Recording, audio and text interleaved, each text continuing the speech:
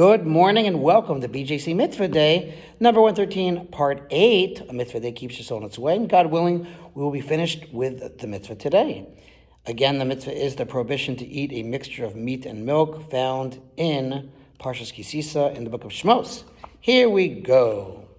The Chinuch sets forth a number of situations where the meat and milk prohibition does not apply.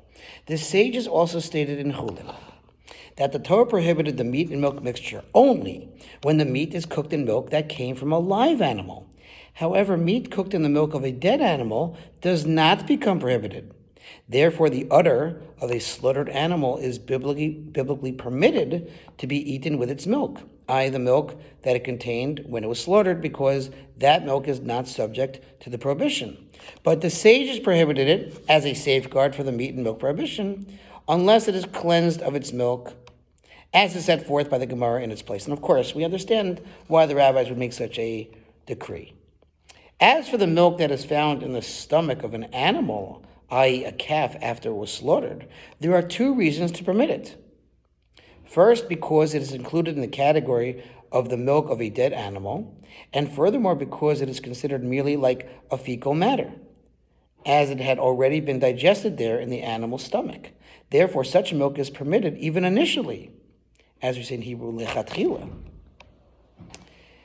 Now, not only is milk that is found there in congealed form permitted, for that is certainly like fecal matter, but in fact, the Go'onim, those are the Rabbanim in an earlier period, right after the Tanayim, actually after the Amoraim, the Go'onim permitted even milk that is still fluid.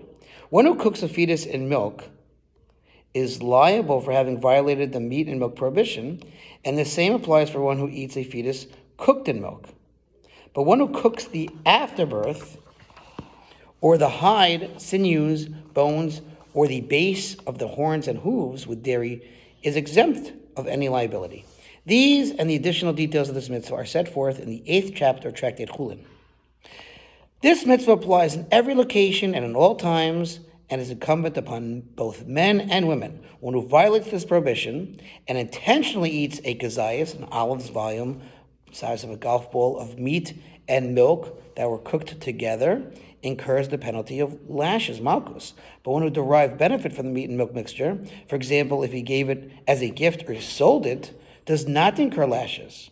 This is because although he performed an action to derive the benefit, and we already said that's prohibited, it is possible to derive benefit from the mixture without performing an action.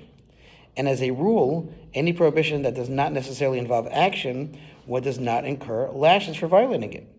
In fact, even if one smeared his skin with the mixture, perhaps he does not incur lashes, for that is not the usual manner of deriving benefit from it.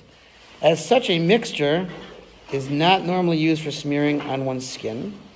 On the other hand, it can also be reasoned that one should incur malchus, lashes, for this act of smearing the mixture. And that concludes the mitzvah. Thanks for listening. 2 sponsors, BJC Mitzvah. 36, 100 for the gold. Have a great day.